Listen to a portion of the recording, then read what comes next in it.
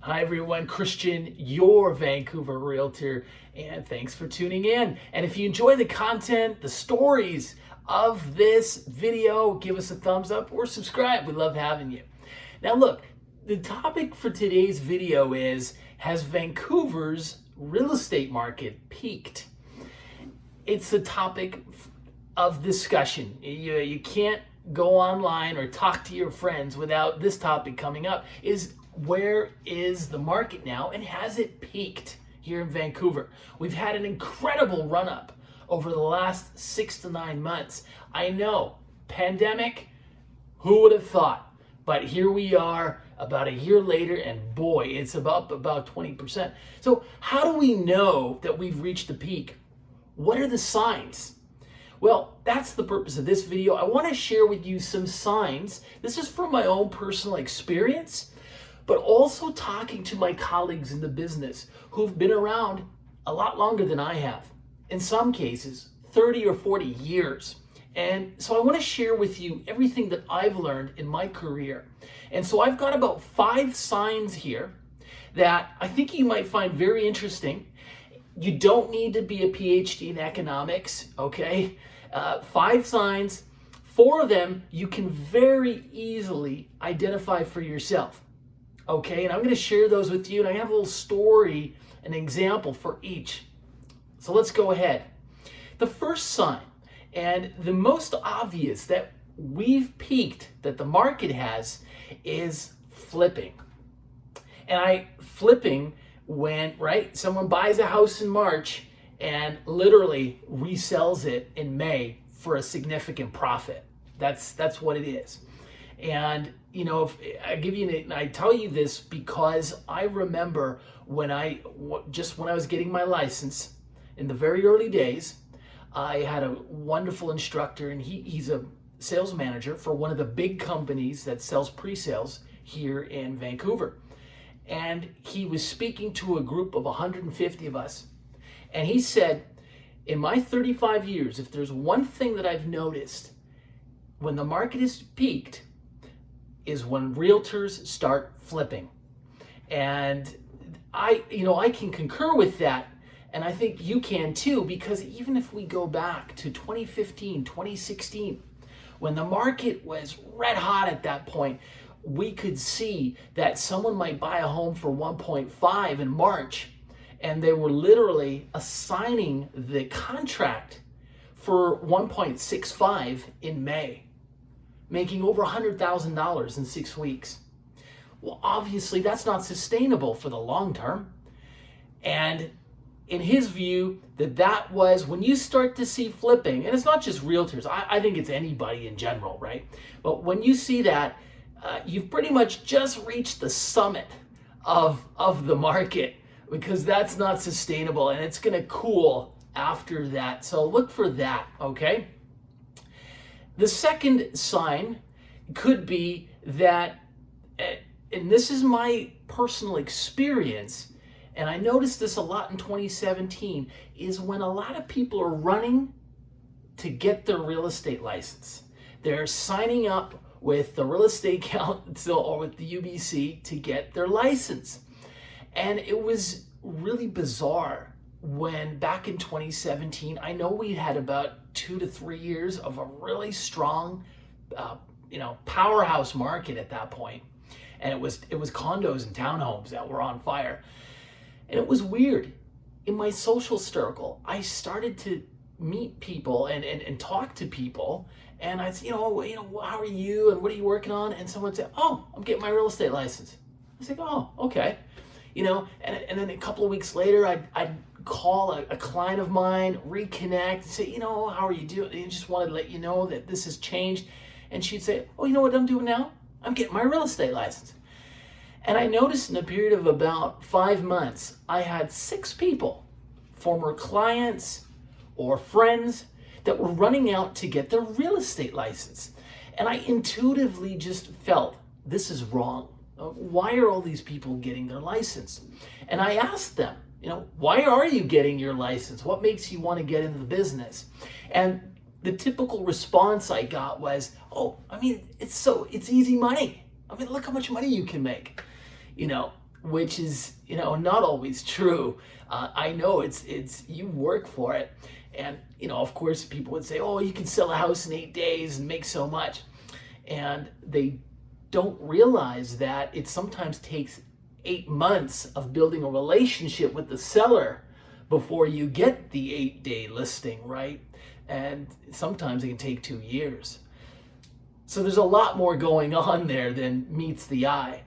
But that's the second thing. If you notice in your social circle, everyone seems to be running out to get their real estate license, I think that's a sign that we've kind of just hit sort of the top of the mountain of the market, and we might be looking at a cooling period. Number 3, signs. Again, the market is at the top. Stupid prices.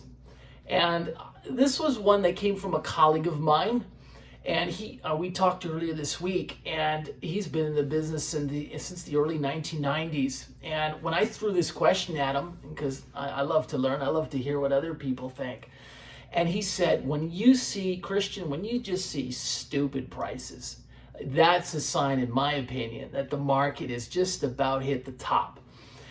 And I started thinking back to a number of the homes that I've been looking at since January with clients.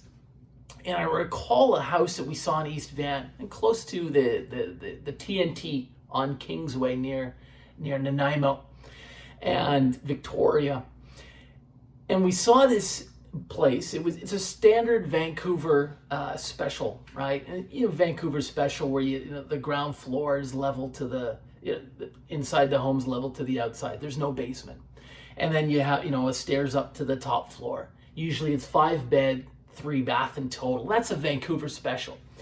And we went in, my clients and I, we saw this home. It was renovated beautifully. No question about it. It was to the mint. And good quality finishings, good design, you name it. And it was listed in the 1.9s. And it sold in the 2.1s, $200,000 over the list price, about $800,000 over the assessed value. Not that that means all that much, but it's a lot. And it didn't have a backyard. It didn't have a yard. It was just flat pavement in the back. You had a double garage there, but that was it. You'd never need a lawnmower for that if you lived there. And I just thought to myself, as nice as this renovation is, I just can't believe that someone's paying almost $2.2 million for no yard, right? I get it. Over time, prices are going to blow past that 10, 20 years from now. But in present day, yeah, it's up there. Now, that was about a month ago.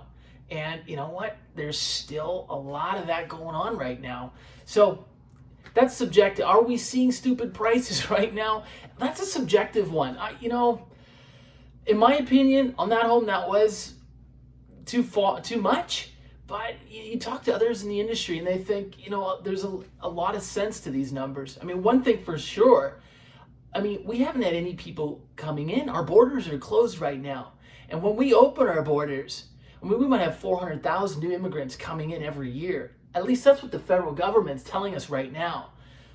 What's our real estate market going to look like then? I don't know. I don't have an answer for that. But I imagine when a whole bunch more people start coming in, it's just going to, push the market up even a bit more. So we might not, we might still have some room to go. So I'm going to give a no answer to that one right now because it's very subjective. Number 4 is when we start to see lending practices tighten up, specifically when the banks get strict about lending out money. And we saw that in the last peak, didn't we? Right? It was towards the end of 2017. What did they announce? It was the stress test. The stress test was going to be, right, they were going to add 2%. So in order to your getting a mortgage, so at a certain rate, if you wanted 3%, you needed to show you could support a 5% mortgage. Well, we started to see policies like that. And of course, it cooled the market down a lot.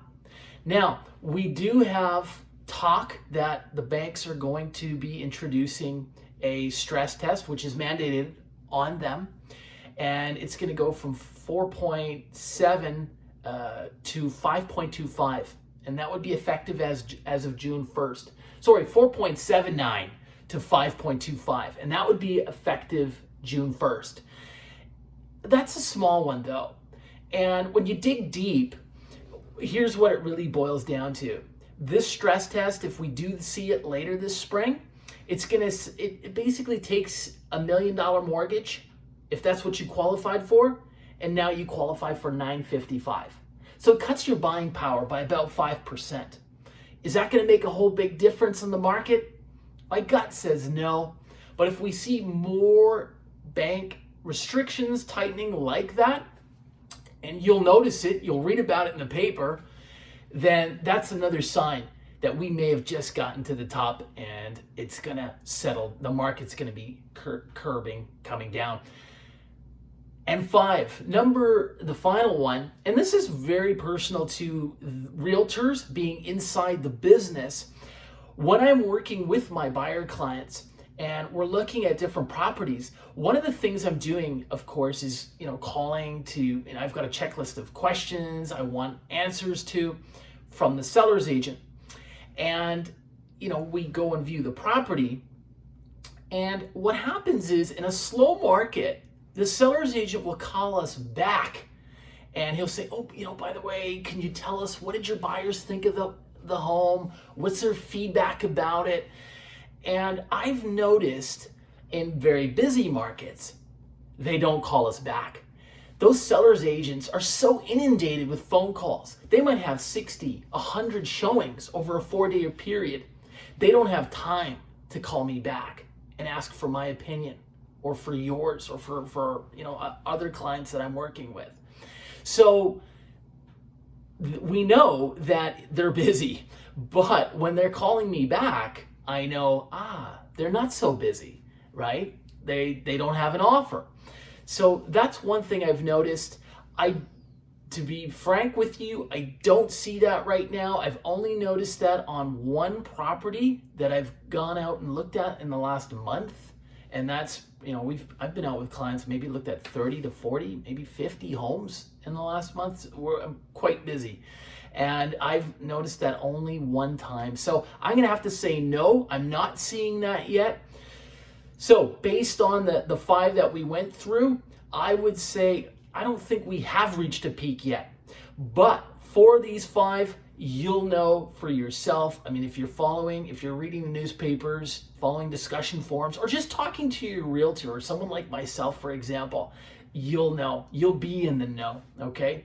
So subscribe, leave us a comment below, and I would love to know as well, what are some of the signs that you've noticed that the market has peaked in the past, whether it was the 80s, the 90s, or the 2000s. So thanks for watching, and we'll see you next time.